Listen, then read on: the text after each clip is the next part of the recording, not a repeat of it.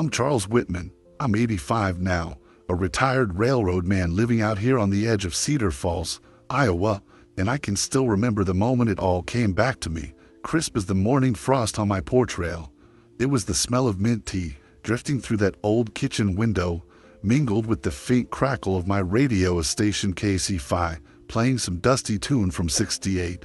I paused, cup in hand, and that melody, that scent, it pulled me right back to a dinner table not so long ago, and a question that's been sitting heavy in my mind ever since. If you're curious what set off this memory, I'd sure appreciate a like or a comment, and if you stick around for the whole tale, maybe consider subscribing. It helps keep me company on these quiet afternoons. But I digress. It was late spring, about 6 years back, when I first noticed the change in my appetite. I'd sit down to supper, looking forward to whatever my daughter had prepared, and by the time I'd taken a few bites, I'd feel that familiar sting in my throat, a queasy twist in my gut, like the rails of a train track slipping out of alignment. I chalked it up to aging. After all, I'd lost my Maggie 10 years before, and ever since, life had a way of slipping through my fingers like steam from a locomotive whistle. But then there were the nights when I awoke in a sweat, heart pounding like a steam engine on full throttle, convinced that something in that evening stew was turning against me.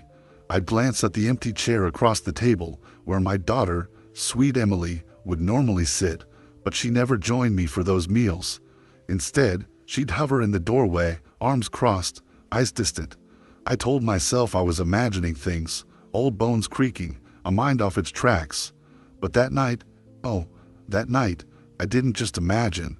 I remember setting my cup of mint tea down, listening to the wind whisper through the beeches, and wondering if I could trust my own senses.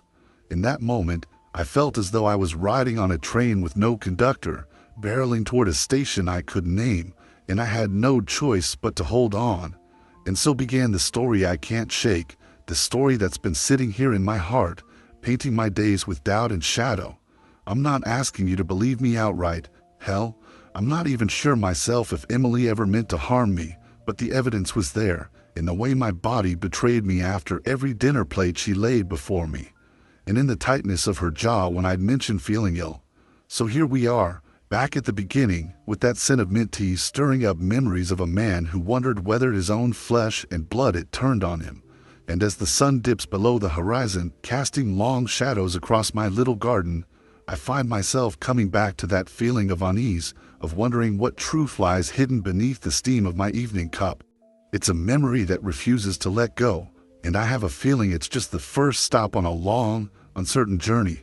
I was born in the late spring of 1940, down a dusty lane just outside Cedar Falls, where the horizon was always split by the gleam of steel rails cutting through endless fields of corn.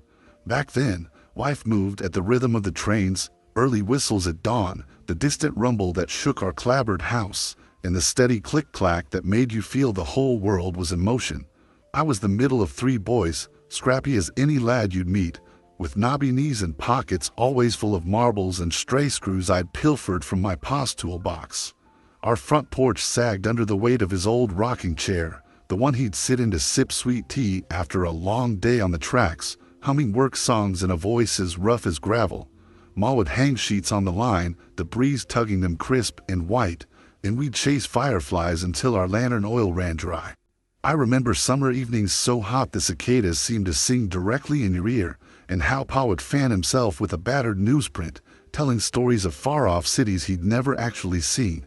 In those days, I believed anything was possible, dreamed I might one day be an engineer, not the kind that drives the train but the kind that designs them, with gleaming brass whistles and polished wheels that shone like new pennies in the sun. College was a dream for city folks, not for a railroad kid like me, but I held on to the hope that good things find their way back around. Sundays were special, Ma's oatmeal biscuits, butter melting into warm dough, the whole family crowded around our kitchen table, talking about church and the week to come. My brothers and I would squabble over the last slice of pie, while Ma would scold us gently, eyes soft but firm. Share your blessings, she'd say. I carried that faith and kindness with me into adulthood, sure that folks you treated right would always treat you right in return. And yet, life has a way of shifting tracks without warning. I got married when I was 21, to a gal named Margaret who had a laugh like wind chimes in a summer storm.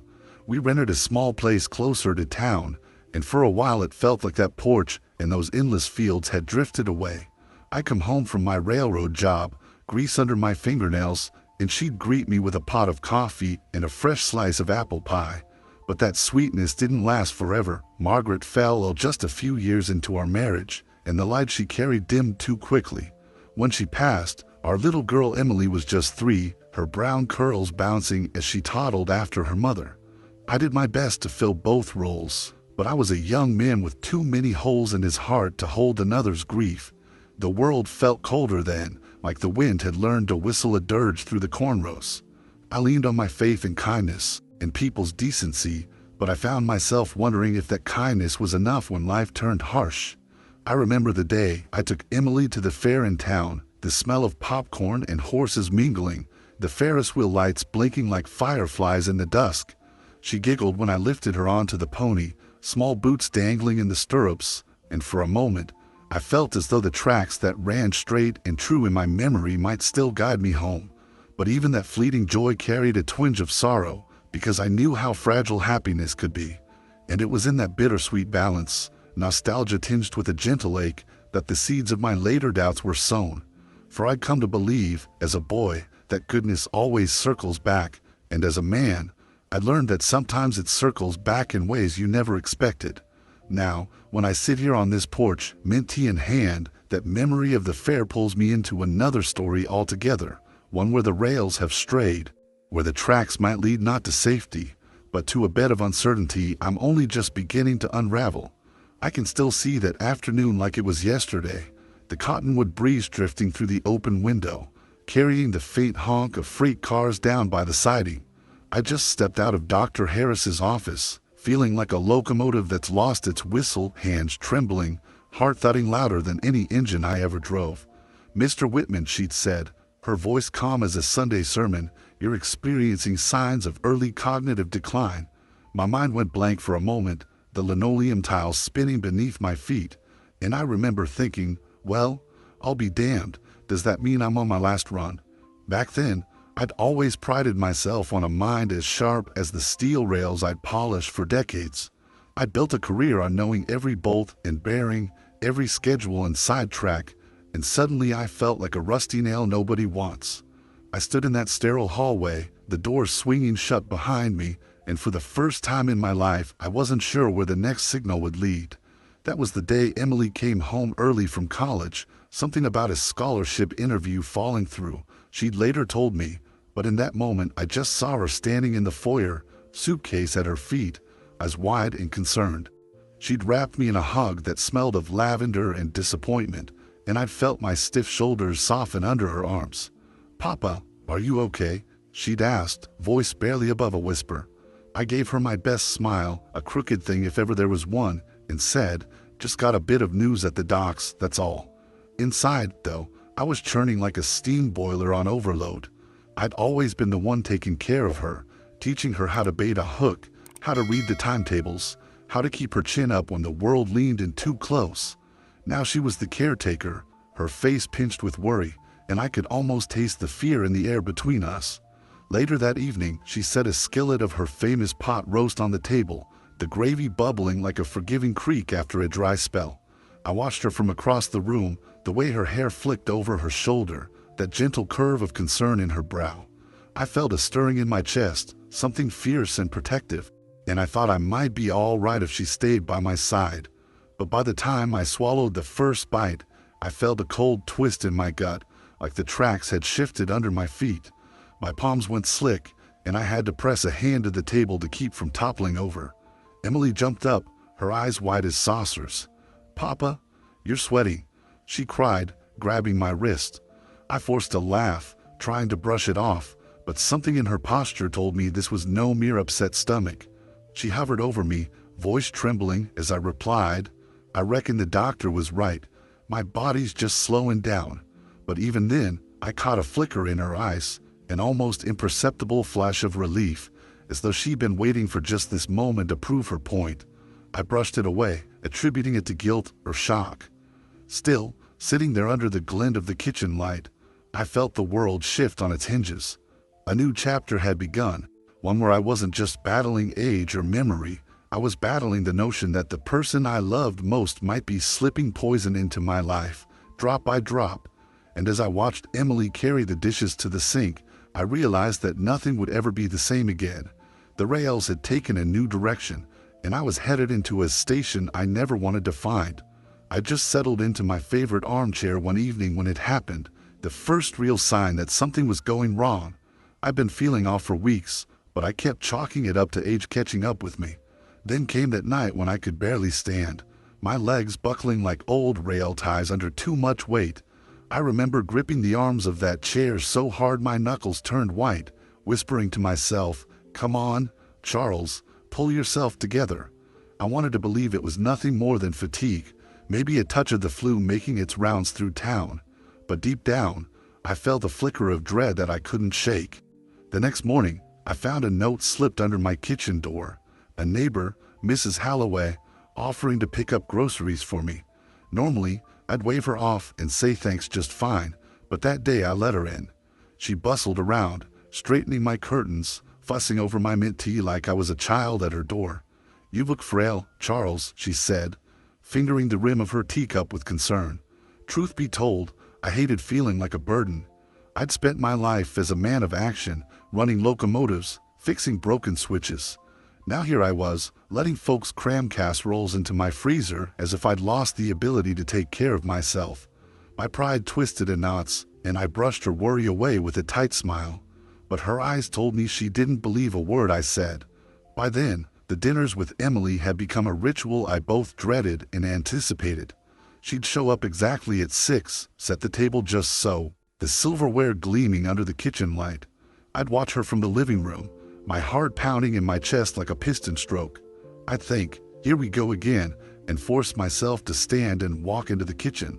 But the moment I took that first forkful, my world would blur and spin, and I'd have to steady myself against the counter, swallowing bile more than the meal itself. I didn't know which was worse, the sickness or the shame of admitting I couldn't handle my own daughter's cooking. One evening, after I nearly collapsed beside the stove, I decided to talk to my son, Michael. He lived out in Nebraska, but when I called, he dropped everything and drove the 12 hours straight. Michael looked at me with that steady gaze of his, like he always did when he was trying to figure out what was really going on. "Dad," he said, "you're scaring me. Are you sure you're all right?"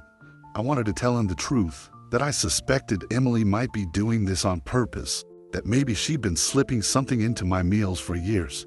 But the words lodged in my throat, tangled with guilt. What kind of man accuses his own daughter?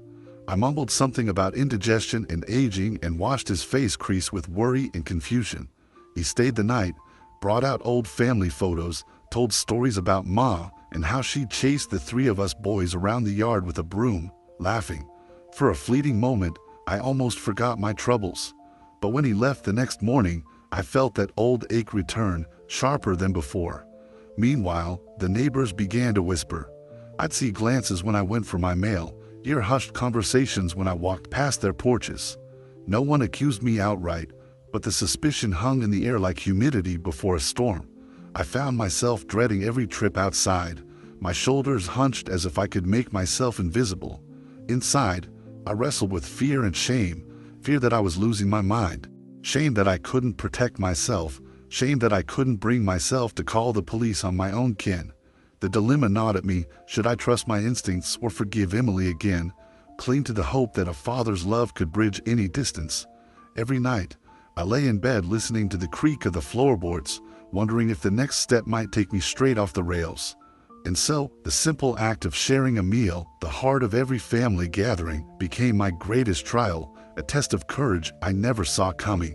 I remember that night like a photograph burned into my mind. June 14th, just past sunset, the kitchen cloaked in that soft amber glow from the overhead bulb. I'd been turning that moment over in my mind for weeks, wondering if I had the courage to test my suspicions. My hands were shaking as I set 2 plates on the table, one meant for me, one for Emily. I kept my eyes on her as she moved to pour us both a glass of iced tea, the way the light caught the condensation like tiny diamonds sliding down the glass. And then I did it.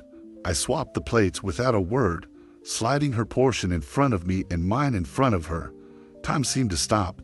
I could hear my heart beating in my ears, felt the hum of the refrigerator like a distant train whistle. For a moment, the world held its breath along with me. Emily sat down, pale in the lamplight, and nodded once, as though she understood without a word. I picked up my fork, took a bite of the roast she'd prepared, and waited. My stomach churned. Yes, but not in the same way as before. This time, I felt nothing but a dull ache, like an old bruise finally giving way. I looked over at her, saw her fork hesitate at her lips, and then I saw it, the flicker of panic in her eyes, the way her hand twitched. She swallowed once, twice, and then set her fork down completely. I felt my breath catch. In that second, I realized I'd been living in a fog of doubt and fear, and now, right here in my own kitchen, the fog was lifting. Emily rose from her chair, clutching her throat, stumbling toward the counter. I watched as the first tear slid down her cheek, saw her shoulders quake. Then she turned to me, voice strangled. "Dad, something's wrong," and she bolted for the sink, vomiting like a dam that finally gave way. I felt a rush of something, relief, horror, sorrow, all tangled up inside me. I stood frozen, watching her, the clock on the wall ticking away like another passenger heading down the track without me. And in that moment, I understood the betrayal that had grown like poison in my bones. I remembered every ache, every night of dread, every plate I'd eaten, thinking it was just age or illness. But here she was, unwell, and it wasn't me. It was the food she'd meant for me. My breath came in ragged gusts, and I heard myself whisper, "God Almighty," as I reached out to steady her. When she finally looked up, shaking, I saw remorse fighting with fear in her gaze. I didn't move. I just watched her, waiting. She pulled herself upright, eyes bright and terrified, and called for help, dialed 911 with trembling fingers, said, "There's something wrong with my dinner." I leaned against the counter, the lamplight casting long shadows across the tiles, and I closed my eyes. It felt as though the clock had stopped, the minute hand frozen at that instant of truth. I realized I had lost something that night, the comfortable certainty that I understood the world, that I knew the people I loved. I'd lost my innocence, my trust. But I'd also found clarity, the knowledge that my instincts, clouded though they'd been by doubt, had been right all along. I watched the paramedics arrive, their footsteps echoing in the hall, and I breathed in the sharp, antiseptic air. Emily sat on the edge of the counter, shoulders slumped, and I saw the girl she used to be, vulnerable, scared, and yet still my child. I understood then how broken we both were, how the years of unspoken pain had shaped us into these wary strangers sharing a kitchen at dusk. I didn't call the police. I didn't raise my voice or point an accusing finger. Instead, I stepped forward, placed a hand on her shoulder, and said in a low, steady voice, "Emily, I don't know why you did this, but I know one thing. I'm still here." And in that moment, the rails of my life bent into a new direction, one marked by the fracture of betrayal, but also by the quiet possibility of something I thought I'd lost forever: honesty. I spent weeks afterward wandering through the rooms of this old house as if I were a ghost, listening to every creak and sigh as though they were echoes of the life I once knew. The kitchen, once a place of warmth and laughter, felt hollow, like a station emptied of its passengers. I stopped waiting for Emily to arrive. Instead, I began making my own supper, peeling potatoes under the dull light of the ceiling lamp and stirring my mint tea slow enough to count the leaves drifting on the surface. I learned to measure my own strength in spoons of sugar, in the firmness of my grip on the kettle handle. The garden, my sanctuary for decades, became a place of refuge and routine. Each morning I'd step outside, breathe in the cool air, and tend to the marigolds Emily had once helped me plant. Their petals opened to the sun without question, and I envied their simplicity. I would kneel in the dirt, fingers pressing into the soil, trying to plant something new in the barren stretch of my heart, but most days I came inside with more questions than answers. Friends and neighbors gave me space, respectful distance that felt more like a chasm. Mrs. Holloway would wave from her porch, then glance away. Michael called every fortnight, his voice tight with concern, but I could hear the hesitation behind his words, as if he feared what he'd find if he came home again. He asked about me, and I told him the truth, that I was fine, taking things one cup of tea at a time, but I left out the parts that hurt the most. I couldn't blame him for staying away. I scarcely recognized the man I saw in the mirror, lines etched deeper around my eyes, shoulders a little more stooped, a distance in my gaze that hadn't been there before. The faith I'd held in the kindness of people felt fragile now, like a threadbare quilt ready to unravel. I used to believe that a father's love could shield you from anything, that a daughter would never harm the one who gave her life and taught her to walk. Now I understood that love can break, just as easily as steel can warp in the heat. There were nights I sat by the radio, waiting for a voice to fill the silence, and I found myself longing for the crackle of old rock and roll more than for any human company. The notes drifted through the room, and for a moment I felt connected to something beyond my walls, beyond my pain. But when the song ended, the emptiness returned, settling around me like a winter frost.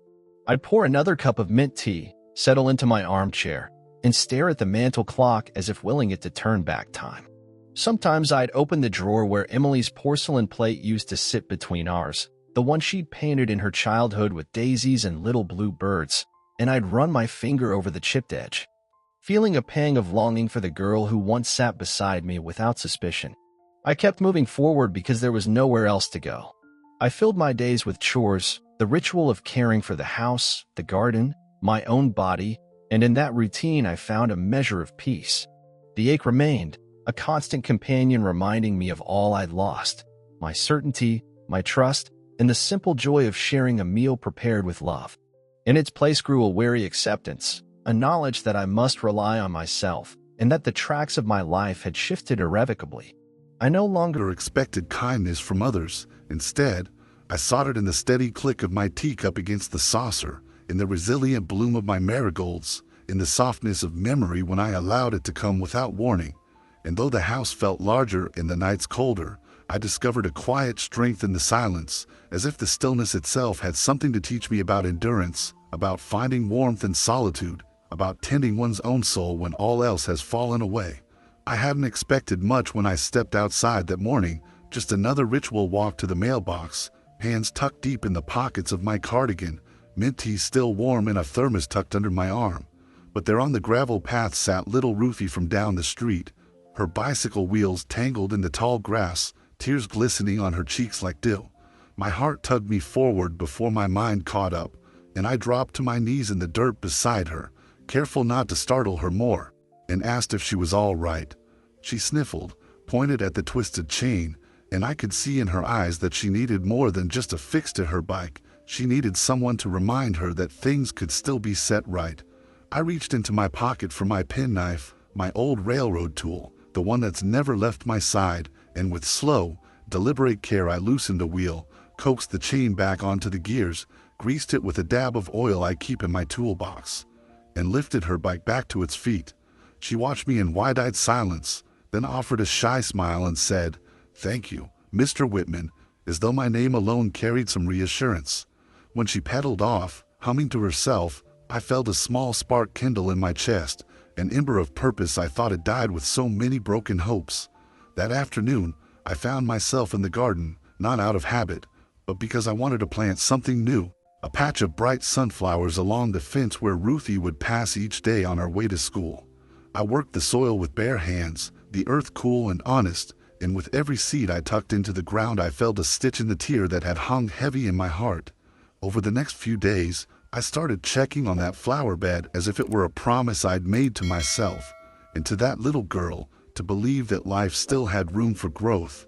Then came the invitation from Pastor Jenkins to join the community luncheon at the church hall, where I ended up sharing stories of the railroad with a cluster of retirees and a few college kids researching local history. Their eager questions and genuine interest reminded me that knowledge, like kindness, can be passed on, not hoarded. By the time I sipped my mint tea at home that evening, I realized I hadn't felt this gentle stirring of hope in months. I understood that my days could be filled with small acts of care, helping with the stubborn bicycle, planting seeds of color, sharing a bit of wisdom over a potluck table, and those acts, however modest, were the lifelines I needed to pull me back from the emptiness that had wrapped itself around me. In helping others, I discovered a new reason to rise with the sun, and the tracks of my life, once bent by betrayal and grief, began to straighten beneath my feet once more, guiding me toward a future I was finally curious to meet. I stood in the fading light of that dusty attic, surrounded by the echoes of a lifetime old photographs and battered frames, my pa's steam engine blueprints yellowed at the edges and tucked away in a cracked wooden chest. The porcelain plate Emily painted when she was 6, edges chipped where it had fallen during one of her tantrums. My heart hammered as I lifted that plate from its nest of moth-eaten scarves, traced the hand-drawn daisies with a finger that trembled not from age but from the weight of what it represented. For years I'd kept it there, unable to look, too fearful of the memories it held, the hope of a little girl, the sweetness of her laughter, and the poison that had stained our dinner table. I pressed my palm against the cool porcelain and felt something inside me shift, like a train switching tracks under my feet. I realized I'd been carrying that grief and that betrayal with me in every room of this house, every step I took in the garden, every cup of mint tea I poured. It was time to lay it down. I walked out to the edge of the yard, the gravel crunching under my slippers, clutching the plate like a fragile secret. The evening breezes stirred the sunflowers I'd planted for Rufy, their faces turned toward the dying sun as if searching for forgiveness in its last rays. I knew what I had to do. With deliberate slowness, I set the plate on the cracked concrete and took a step back. The sky overhead burned with orange and purple, and all at once I felt the years of anger, doubt, and sorrow flow out of me, pooling at my feet. My eyes stung, but I didn't flinch. I watched as a single gust of wind rattled the plate, then lifted it from the ground. It spun once, twice, a porcelain bloom against the twilight, and then shattered on the stones below, petals scattering like confetti of a life I was finally ready to release. I stood there, chest heaving, as the last fragments lay in broken arcs at my feet. I thought of Emily's eyes that night, wide with panic and shame, and thought of all the times I doubted my own mind, questioned my daughter's love, and lost pieces of myself along the way. Yet in that moment, surrounded by shards of the past, I felt a strange kind of peace settle over me. The betrayal was real, the pain was real, but it would no longer define me. I whispered into the cooling air, I choose to live beyond this pain. I choose joy again. I choose to trust in tomorrow. In the days that followed, something in the house felt different, a subtle lightness in the air, as if the walls themselves had exhaled. I began to paint again, not for anyone else but myself. Little watercolors of the garden at dawn, the steam train crossing the bridge, the profile of a child's laughter captured in brushstrokes that danced across the page. Each stroke was a small vow, a promise that I would not let bitterness take root in my final years. I found myself laughing at Mrs. Halloway's corny jokes when she dropped by unannounced, savoring Michael's teasing voice on the phone when he reminded me that I'd lost my touch with dancing back in '62. I even invited Rufy over to teach me how to ride her new bicycle, an upside-down attempt at balance that left me sprawled on the lawn, giggling like a boy of 15. And as the sunflowers reached for the sky, their golden faces unfurling in the warmth, I understood that life isn't about erasing the past, but about planting new seeds in its broken places. I had burned away the doubt and the hurt when I let that plate shatter, and in its absence I found a space for something gentler to grow. So here I am, Charles Whitman, 75 years down the tracks, still standing, still tending to my little patch of ground, still pouring my own cups of mint tea and believing that even after the fiercest storms, the sun can break through the clouds. I chose to live beyond my regrets, and in doing so, I found that the journey, no matter how winding, is always worth the ride. Well, I'll tell you, back when I first felt that sting of doubt each time I sat down to supper, I never imagined I'd end up here, sitting on this porch with nothing but a cup of mint tea and a handful of hard-won truths. But life has a funny way of teaching us lessons we never signed up for. I used to believe that trust was like a handshake, firm, unbreakable, and meant to last a lifetime. Yet I learned a hard way that trust can shift beneath your feet the same way a rail can bend in a summer heat, and when it does, you've got a choice. You can either lie there and curse the sun, or you can find a new path forward. I reckon the deepest truth I've carried from all this isn't about betrayal or bitterness, but about knowing myself well enough to stand on my own 2 feet, come rain or shine, come kindness or cruelty. I learned that waiting for someone else to make you whole is like waiting for a train that left the station years ago. You'll spend forever staring down empty tracks, hoping for a whistle that'll never blow. Instead, you've got to gather what you've got, your own two hands, your own two eyes, your own stubborn heart, and build something that can weather storms, something you can call home when the world feels like it's shifting under you. I realize that forgiveness isn't a gift you give to someone else, but a lifeline you throw to yourself so you can swim back to shore without dragging a weight around your ankles. And that moving on doesn't mean forgetting. It means planting new seeds in the ground where the old ghosts used to roam. I used to think kindness was something you handed out freely, like candy on Halloween, but now I know it's a two-way street. You need to let it come back to you, sometimes in unexpected forms, a neighbor's wave, a child's trust, even the quiet company of a sunflower turning toward the sun. One day I told myself, Charles, enough of this waiting on folks to fix your heart. It's time you fixed it yourself, and so I did. I dug in the dirt. I helped little Ruthie with her bicycles. I shared stories at the church hall, and I painted watercolors even when my hands shook. Because I needed to prove to myself that I can still create something beautiful from broken pieces. And that, I reckon, is the heart of it. Life will hand you more curves and switches than any old railroad yard, but the rails you laid down yourself, that's the track you follow from here on out. So maybe it's time you stop sitting at your own table, waiting for someone to set a place for you, and start setting it yourself. Maybe it's time you plant your own sunflowers, write your own story, pour that cup of tea, and trust that even if the whistle blows too late or too often, you've got what it takes to ride that train all the way to a station called tomorrow. I've walked you down these winding tracks of my life to this very moment, where the night air smells of mint tea and old timber, and I find myself sitting here on the porch steps, looking out at the garden where sunflowers still reach for the sky as though they know what's waiting beyond the horizon. It's strange how a story about betrayal and fear can lead you here, to a place of quiet wonder where you realize that even the sharpest pain can soften with time, and that the cracks in your heart allow the light to seep in, little by little. I want you to feel the warmth of this evening breeze, the gentle sway of the hydrangeas by the railing, and the steady pulse of my own breath, reminding you that life carries on, day after day, sip after sip of tea, step after careful step on creaking boards. This isn't just my story of what happened in the past.